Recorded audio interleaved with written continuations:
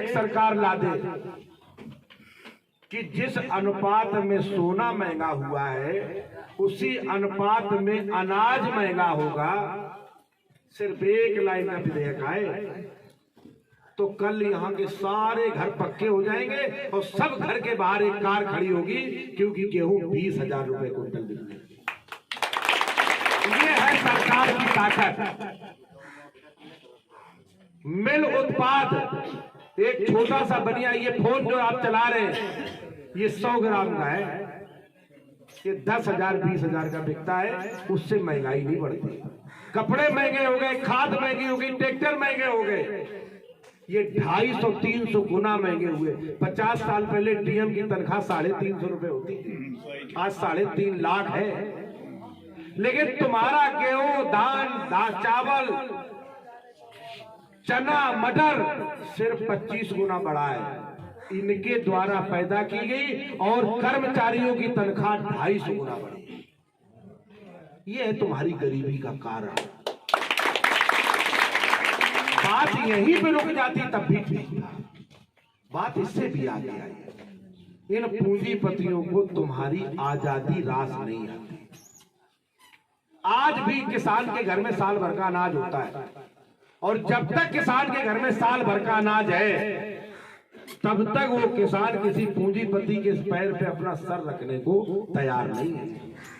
जो मजदूर हो गया उसके पास तो महीने भर का खाना भी नहीं है, लेकिन किसान के पास है। इसलिए किसी तरीके से किसान की अगर जमीन लूट ली जाए तो अब फिर इस देश में कभी कोई आंदोलन नहीं होगा। मोदी जी ने इस काम का रास्ता साफ कर दिया, क्योंकि मोदी है तो मुमकिन है। विधेयक जो पास हुआ है, मैं उसकी जानकारी देना चाहता हूं कि किस तरीके से आने वाले 50-60 साल बाद तुम्हारे बच्चे उन्हीं पूंजीपतियों के सर में नाक रगड़ेंगे नौकरी के लिए। वो क्या कानून है?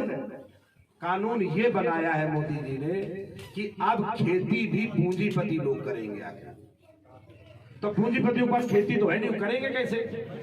खेती तो किसानों के पास है, तो किसानों की खेती पूंजीपतियों के पास कैसे जाएगी? उन्होंने कहा कि अनुबंध पे खेती होगी। अनुबंध पे खेती कैसे? एक दलाल आप सब लोगों की खेती का, शांत रहिए भाई, शांत रहिए। जो खेती अनुबंध पे करानी है तो आप सब लोग उनको किराए पे अपने खेत दे दोगे। 20 साल का एग्रीमेंट होगा, हर साल आपको 12,000 15,000 रुपए बीघा एकड़ के हिसाब से उसकी कीमत मिलेगी, और जो दलाल खेती दिलवाएगा तुम्हारी, उस दलाल को 10,000 रुपए एकड़ दलाली दी जाएगी। दलाल की कितनी चिंता है मोदी जी को, ये कमाल की बात है। कानून में लिखा है अपने जमात की सभी को चिंता होती है।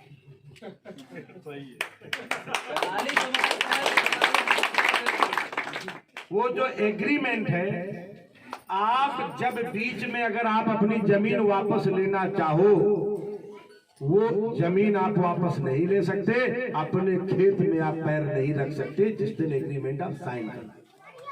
वो जमीन 20 साल के लिए बनी की हो गई, और 20 साल बाद तुम्हें मिलेगी या नहीं। यहाँ जमींदार जो थोड़ा मजबूत होता है वो साल भर के बाद भी नहीं देता है। ये तो अदानी अंबानी 20 साल बाद तुम्हारी जमीन तुम्हें देंगे या नहीं, इसकी कोई गारंटी नहीं।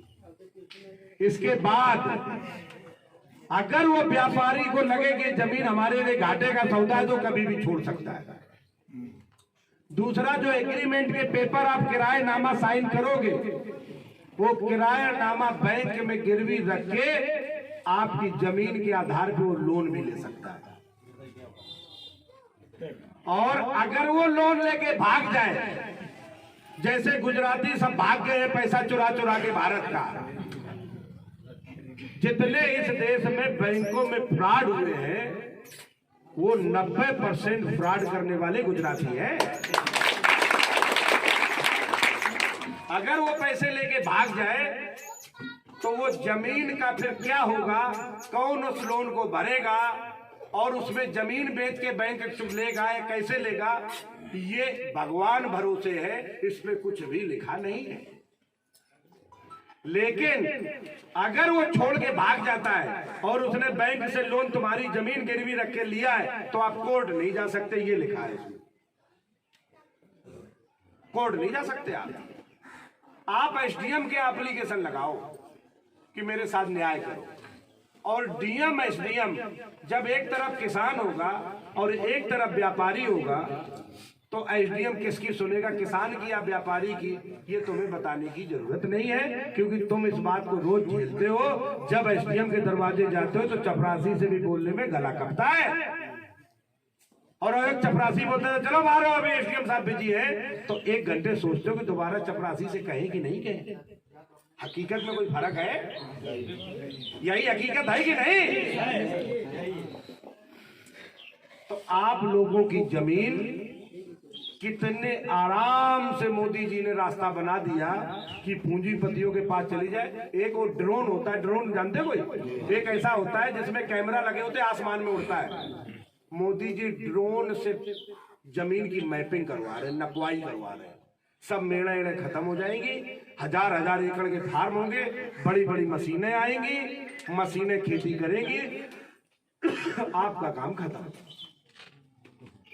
और ये जो गांव है ना हमारे, जिन गांव में हमारी चौधराहट चलती है, एक कुर्मी, अहिर, कुशवाहा, तेली, धोबी, इन गांव में जब लंबी लंबी उन व्यापारियों के लड़के, उनके उन बड़े पूंजीपतियों के जो दलाल टाइप के जो लोग होंगे, मुंशी मुनीम, उनकी गाड़ियां लेके जब हमारे गांव में घूमेंगे तो हमारी बहन बेटियों की आबरू भी सुरक्षित रहेगी या नहीं, हम बचा पाएंगे या नहीं, इसकी भी शंका यहीं खड़ी होगी।